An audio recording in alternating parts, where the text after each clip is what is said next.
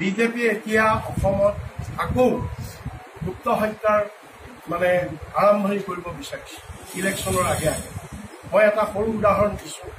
ডিমা হাছাও জিলাত যিটো red hole mining চলি আছে, কয়লাৰ যি চিণ্ডিকেট চলি আছে, শিল বালি ইটাৰ যিবিলাক চিণ্ডিকেট চলি আছে, এই গোটেইবিলাকৰ ওপৰত তাত বিকল আন্দোলন চলি আছে। দেৱলাল গাৰোছা আৰু তেওঁৰ পত্নীৰ আৰু কয়লা খনি ৩৫জনকে শ্ৰমিক নিখোজ হৈছে, তাৰে মাত্ৰ ৫জন উদ্ধাৰ হৈছে, বাকীসকল উদ্ধাৰ হ'ব পৰা নাই।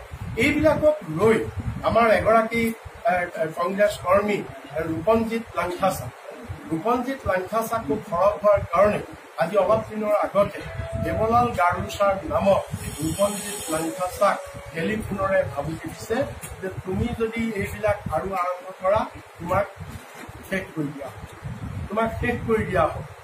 এনেকুৱা ধৰণৰ ভাবুকি দিছে আৰু তেওঁ উপায় নাপায় পুলিচক তেওঁ FIR দিছে। কিন্তু FIR দিয়াৰ পিছতো পুলিচে কোনো ধৰণৰ তদন্ত কৰা নাই, কোনো ধৰণৰ ব্যৱস্থা কৰা নাই। গতিকে হোৱাট ডাজ ইট মিন? এইটো এটা গুপ্ত হত্যাৰ আগজাননী বিজেপিয়ে আৰম্ভ কৰিব খুজিছে ইলেকশ্যনৰ আগত। কাৰণ বিজেপিয়ে এবাৰ দেখিছে কোনো ৰাস্তা নাই জিকিবৰ।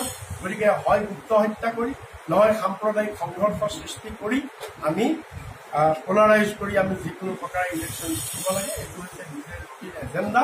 কিন্তু অসমৰ ৰাইজে বিজেপিৰ এই এজেণ্ডা সফল কৰিব নোৱাৰে।